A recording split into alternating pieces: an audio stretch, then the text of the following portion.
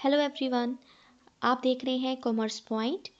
आज की इस वीडियो में हम डिस्कस करेंगे इकोनॉमिक्स के बहुत ही इम्पॉर्टेंट लॉ के बारे में, जो कि है लॉ ऑफ वेरिएबल प्रपोर्शन। और मैं इस वीडियो में ट्राई करूंगी कि इतनी सिंपल लैंग्वेज में आपको समझाऊं कि आपको फर्स्ट अटेम्प्ट में ही ये टॉपिक अच्छे से याद हो जाए। आइए जल्दी से स्टार्ट करते हैं। लॉ ऑफ वेरिएबल प्रपोर्शन क्या है? किसी भी लॉ को पढ़ने से पहले आपको एक बात के बारे में पता होना बहुत ज़रूरी है। वो ये है कि इस लॉ को किसने दिया था।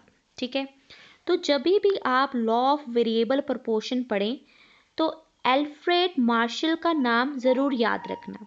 ये ऐसे इकोनॉमिस्ट हैं जिन्होंने लॉ ऑफ वेरिएबल प्रपोर्शन के बारे में स्टडी की, या फिर कह लीजिए इनका सबसे ज़्यादा कंट्रीब्यूशन था इस लॉ में।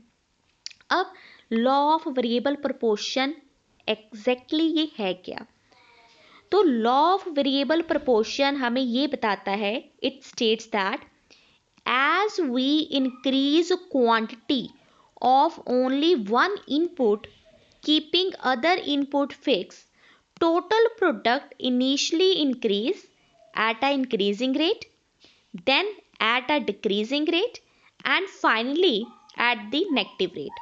अब ये लाइन पढ़कर हमें तो ये लॉ बहुत ही ज़्यादा कॉम्प्लिकेटेड लगा, बट फिर भी हम कह रहे हैं ये बहुत इजी है। बिल्कुल, इस एक बड़ी सी लाइन को कुछ पार्ट्स में डिवाइड कर दीजिए और फिर इसको समझने की कोशिश कीजिए। सबसे पहली बात, लॉ ऑफ वेरिएबल प्रपोर्शन। इसके लॉ के अंदर ये एक वर्ड है, दैट इज वेरिएबल। वेरिएबल मतलब जिसको हम चेंज कर सकते हैं।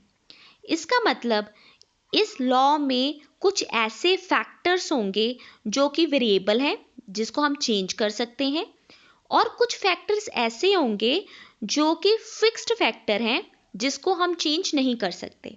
अब यहाँ पर मैं आपको एक एग्जांपल देती हूँ। मान लीजिए कोई फैक्ट्री है, फैक्ट्री में प्रोडक्शन चल रही है, तो वहाँ पर दो तरह के फैक्टर्स होंगे। पहले फिक्स्ड फैक्टर, सेकंड जो है वेरिएबल फैक्टर। एग्जाम्पल के लिए लेबर। लेबर जो है वो हमारा एक वेरिएबल फैक्टर है। अगर आज आपको कम प्रोडक्शन करनी है तो 5 वर्कर के साथ काम कर लीजिए। अगर कल प्रोडक्ट की डिमांड बढ़ जाती है और आप प्रोडक्शन बढ़ाना चाहते हैं तो लेबर को चाहे आप 5 से 10 कर दीजिए, 10 से 15 कर दीजिए। आप थोड़े से कम टाइम पीरियड में भी नंबर ऑफ वर्कर्स जो हैं उनको बढ़ा सकते हैं। दूसरी तरफ कुछ फैक्टर्स होंगे, फिक्स्ड फैक्टर्स होंगे। एग्जाम्पल के लिए मशीनरी। अगर मैं आपको कहूँ कि प्रोडक्शन बढ़ानी है, 2 दिन के अंदर अंदर नई बिल्डिंग खड़ी कर दीजिए, नई मशीनरी ले आइए, तो ये बहुत ही मुश्किल टास्क है। इसका मतलब कि अगर मैं शॉर्ट रन की बात करूं, शॉर्ट टाइम पीरियड की हम बात करें, तो शॉर्ट रन में कुछ फैक्टर्स जो हैं मेरे रहेंगे वेरिएबल फैक्टर्स, और कुछ फैक्टर्स जो हैं मेरे रहेंगे फिक्स्ड फैक्टर। हम जो प्रोडक्शन बढ़ाएंगे वो वेरिएबल फैक्टर्स को इंक्रीज करके बढ़ाएंगे। इसका मतलब ओवरऑल प्रोडक्शन हमारी नहीं बढ़ेगी, सिर्फ एक लिमिट तक हमारी प्रोडक्शन बढ़ेगी। यही इस लॉ में स्टेट किया गया है। इस लॉ में क्या बोला गया है? The law of variable proportion states that as we increase quantity of only one input. किस इनपुट को बढ़ाएंगे? सिर्फ एक हम फैक्टर बढ़ाएंगे, सिर्फ एक इनपुट। वो कौन सा है? लेबर। क्यों? क्योंकि लेबर जो है वो वेरिएबल फैक्टर है। एक फैक्टर को हम बढ़ाएंगे, बाकी फैक्टर मेरे बाकी इनपुट्स जो हैं वो क्या रहेंगी? फिक्स्ड रहेंगी। फिक्स्ड इनपुट अब यहाँ पर क्या होगी? मशीनरी आपकी फिक्स है, आपकी कैपिटल फिक्स है, आपकी प्लांट बिल्डिंग ये फिक्स्ड है। इनको आप जल्दी नहीं बढ़ा सकते। अगर आप बढ़ाना चाहो तो बहुत पैसे चाहिए, मार्केट से पैसे उठाने में ही आपको बहुत टाइम लग जाएगा। टोटल प्रोडक्ट, हमारी टोटल प्रोडक्शन जो है वो 3 स्टेजेस में से होकर जाएगी। एक तो है स्टार्टिंग में तो बहुत ज़्यादा इंक्रीज आएगा, so that is the increasing rate. The production increase but at the increasing rate. Then production बढ़ेगी, लेकिन वो प्रोडक्शन जो है वो थोड़ी सी डिक्रीजिंग रेट पर बढ़ेगी, यानी कि ज़्यादा चेंज नहीं आएगा। थर्ड जो है हमारी प्रोडक्शन नेगेटिव होना स्टार्ट हो जाएगी। ठीक है, अब इन तीनों वर्ड्स का मतलब ना मैं आपको डिटेल में बताती हूँ डायग्राम के थ्रू। पहले आप एक बात और याद कर लीजिए, लॉ ऑफ वेरिएबल प्रोपोर्शन को law of return two variable factor भी कहते हैं। तो आपको एग्जाम में डिफरेंट नाम के साथ इस टॉपिक को पूछा जा सकता है। जल्दी से अब हम आते हैं एजम्पशंस के ऊपर। ये लॉ हर टाइम पर सक्सेसफुल नहीं है। अगर हम कुछ एजम्पशंस मान के चलें, कुछ चीज़ों को फिक्स्ड करके चले, तभी ये लॉ जो है वो एप्लीकेबल हो सकता है। अब किन चीज़ों को फिक्स करके चलना है? पहली बात, वेरिएबल्स को हम दो फैक्टर में डिवाइड कर सकते हैं। जो हमारे फैक्टर्स हैं, फैक्टर ऑफ प्रोडक्शन जैसे कि लैंड, लेबर, कैपिटल, इनको हम दो पार्ट्स में डिवाइड कर सकते हैं। कुछ फैक्टर्स फिक्स्ड रहते हैं और कुछ फैक्टर जो है मेरे वेरिएबल रहते हैं। लॉ जो है ये सारे फिक्स्ड फैक्टर्स के ऊपर अप्लाई होता है, यानी कि कुछ आपके ऐसे फैक्टर रहेंगे जिनको आप नहीं बढ़ा सकते। अब देखो सिंपल लॉजिक है ना, अगर मैं कहूँ कि मैं कैपिटल भी बढ़ा देती हूँ, मैं लेबर भी बढ़ा देती हूँ, मैं मशीनरी भी नहीं ले आती हूँ, फिर तो मेरी टोटल प्रोडक्शन बढ़ती ही जाएगी, फिर उसमें 3 स्टेजेस नहीं आएगी। लेकिन अगर मैं सिर्फ एक ही फैक्टर को बढ़ाऊंगी और बाकियों को फिक्स रखूंगी, उस केस में मेरी टोटल प्रोडक्ट 3 स्टेजेस में से होकर जाएगा। पहला तो टोटल प्रोडक्शन बहुत जल्दी बढ़ेगी, फिर थोड़ी सी स्टैग हो जाती है, रुक जाती है, फिर जो इंक्रीज तो होगा लेकिन इंक्रीज डिमिनिशिंग रेट पर होगा। ठीक है, अब ये जो है आगे चलते हैं जल्दी से। The effect of change in output due to change in variable factor, आप बहुत ईजिली जो चेंज हुआ है उसको हम डिटरमिन कर सकते हैं। It is assume that factor of production become imperfect substitute. जो फैक्टर्स हम ले रहे हैं ना किसी भी सामान को प्रोड्यूस करने के लिए, वो एक दूसरे के इम्परफेक्ट सब्सिट्यूट है।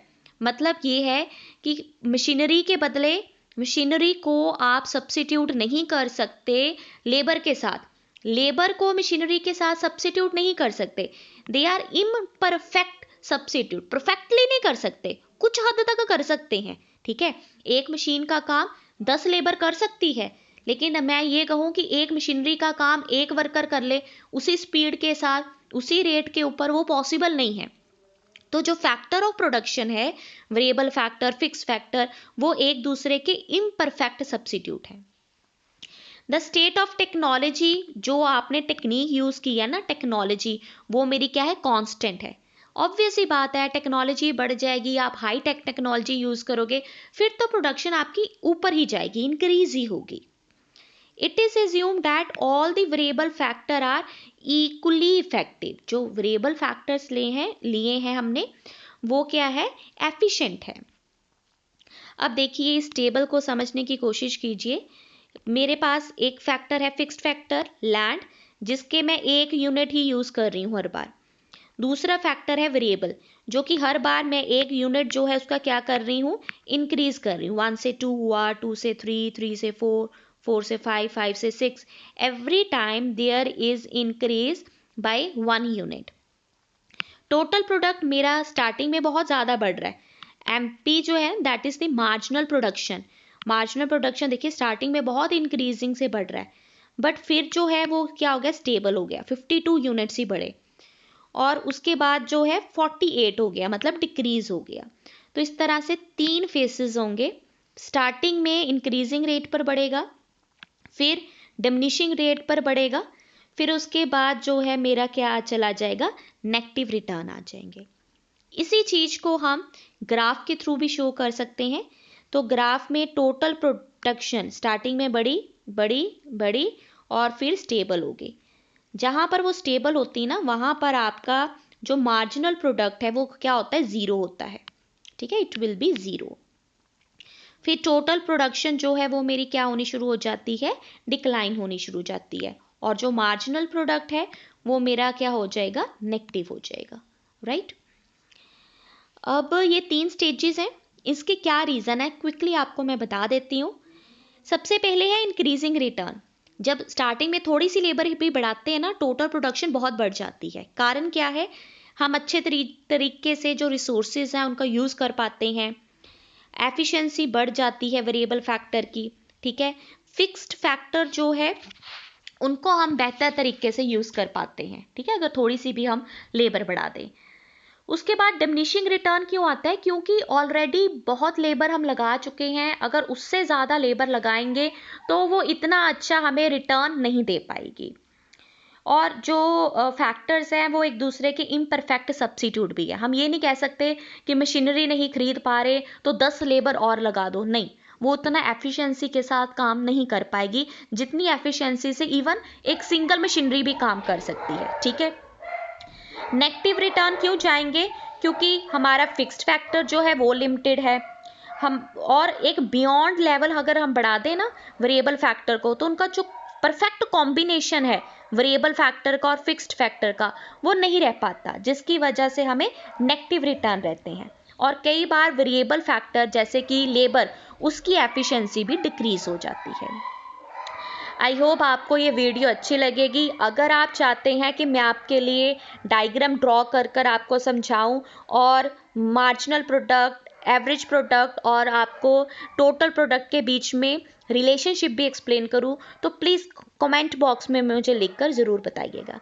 And yes, don't forget to subscribe commerce point. Thank you everyone.